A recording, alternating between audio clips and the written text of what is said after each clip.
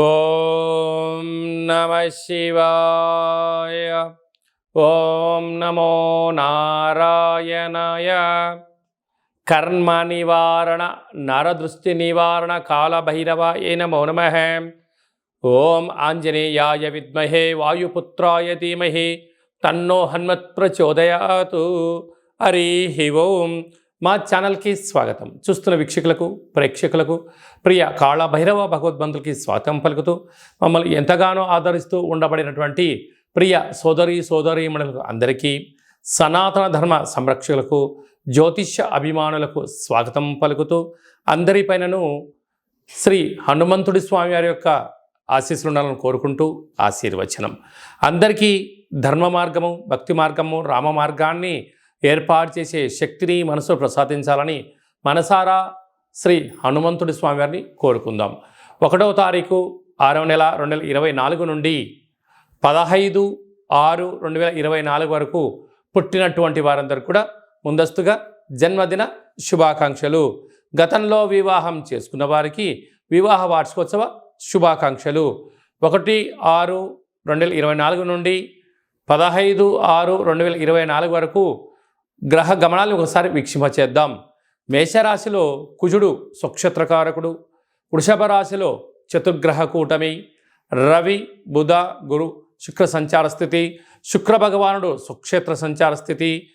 రవి చేత గురు శుక్రులు ఇద్దరు గురుమౌఢ్యమి శుక్రమౌఢ్యమి జరుగుతున్న విషయం తెలిసినటువంటిదే. అలాగనే కన్యరాశిలో కేతు సంచార స్థితి, కుంభరాశిలో శని భగవానుడు స్వక్షేత్ర సంచార స్థితి, మీనరాశిలో రాహు సంచార స్థితితో ద్వాదశ రాశుల్లో గ్రహ గమనాలు ఈ విధంగా ఉన్నాయి. వృషభ రాశి జాతకులకు ఈ జూన్ నెలలో చతుర్గ్రహ కూటమి సంచార స్థితి, గురువారం అమావాస్య రోజు ఎలాంటి విధి విధానాలు పాటించాలో ఈ వీడియోలో సవివరంగా సంపూర్ణంగా తెలుసుకుందాం. వృషభ రాశిలో ఏ నక్షత్రాలు వస్తాయనగా కృతికా నక్షత్రంలోని 2, 3, 4 పాదాలు, రోహిణి నక్షత్రంలోని 4 పాదాలు, మృగశిర నక్షత్రంలో 1, 2 పాదములు కలిపితే వృషభ రాశి. వృషభ రాశి యొక్క అధిపతి శుక్రుడు వృషభ రాశిలో సంచారం చేయడం వృషభ రాశి వారికి యోగదాయకం. వృషభ రాశిలోనే చతుర్గ్రహ కూటమి రవి బుధ గురు శుక్రుడు. రవి బుధులు ఎవరి యొక్క జాతకంలో కలిసి ఉంటారో బుధాదిత్య రాజయోగము అంటారు. ప్రభుత్వ ఉద్యోగం చేయడానికి, ఉండబడి దాంట్లో ప్రమోషన్స్ రావడానికి, మీరు ఏదైతే అనుకుంటున్నారో సాధించడానికి ప్రభుత్వ అధికారులకు చాలా మంచి కాలం అని చెప్పి గమనించాలి. అలాగనే రవిచేత గురువు, రవిచేత శుక్రుడు ఒకే రాశిలో ఉండడం వల్ల గురుమౌఢ్యమి శుక్రమౌఢ్యమి అంటారు. నూతనంగా ఏదైనా ఒక పనులు ప్రారంభించాలి అనుకుంటున్నప్పుడు అనుకూలించినట్లు కనపడుతూ ఉంటాయి, ఒక కొలిక్కి రాకపోవడం జరుగుతూ ఉంటుంది. కానీ ఇది తాత్కాలికమే అని చెప్పి గమనించండి. కొంతకాలం తర్వాత మీకు భూయోగము, గృహయోగము, విదేశాన యోగాలు అలాంటి అనేక యోగాలు మీ సొంతమైందని చెప్పి గమనించాలి. పంచమ స్థానంలో కేతు సంచార స్థితి ఉండడం వలన నూతనంగా వివాహమైన వారికి పుత్రిక సంతాన యోగము, పిల్లల యొక్క చదువులు, పిల్లల అభివృద్ధిలో అన్నింటా విజయం మీ సొంతమవుతుంది.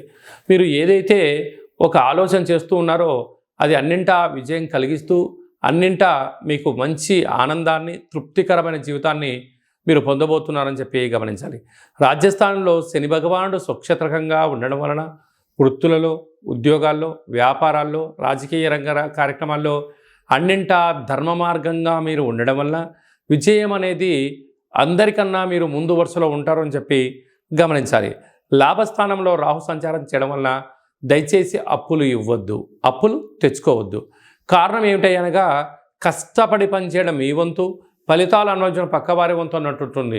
అంటే నెలపొడను సంపాదించి ఓ 50,000 1,00,000 రూపాయలు మీరు బంధువులు కదా, మిత్రులు కదా, స్నేహితులు కదా, ఇబ్బందుల్లో ఉన్నారు కదా అని ఇచ్చారా?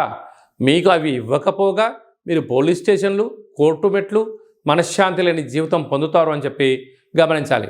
ఇలాంటి రుణ సమస్యలు, రోగ సమస్యలు, అనేక రకాలైన డబ్బులతో కూడుకున్న వ్యవహారాలు ఉన్నప్పుడు మీరు ఎంత బరువు అయితే ఉంటారో అంత బరువు కలిగినటువంటి లవణం అనగా ఉప్పును తులాభారంగా ఏర్పాటు చేసుకొని ఈ రాహువుకు సంబంధించినటువంటి అలాగనే రాశికి సంబంధించినటువంటి రుద్రుడి యొక్క మంత్రంతో సంపుటీకరణ చేస్తూ ఆ ఉప్పునంతా నీటిలో కరిగించి ఆ నీటి చేత మహాదేవుడికి రుద్రాభిషేకం చేసుకోవడం వలన ఇలాంటి ధనపరమైనటువంటి, గృహపరమైనటువంటి, కోర్టుపరమైనటువంటి చిక్కులు తొలగిపోతాయని చెప్పి గమనించాలి.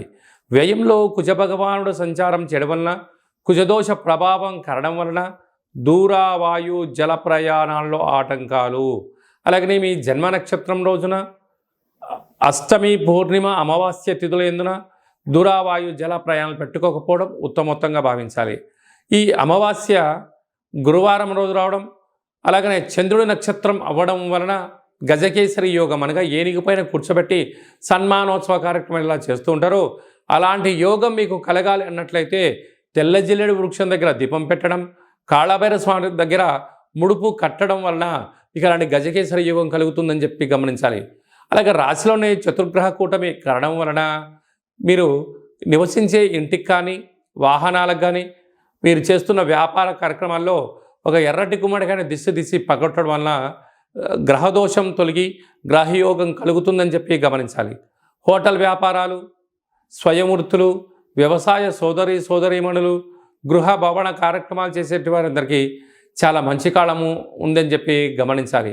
అలాగే కృత్తికా నక్షత్ర జాతకులు అన్నింటా విజయం మీ సొంతమవుతుంది. ప్రభుత్వ ఉద్యోగ కార్యక్రమాలు, కాంట్రాక్ట్ రంగంలో ఉన్నవారికి యోగదాయకం. అలాగే రోహిణి నక్షత్ర జాతకులు హోటల్, నీటితో కూడుకున్న వ్యాపారాలు, వస్త్ర వ్యాపారాలు యోగదాయకం. వృషభ నక్షత్ర జాతకులకు మంచి అవకాశాలు రాబోతుందని చెప్పి గమనించాలి.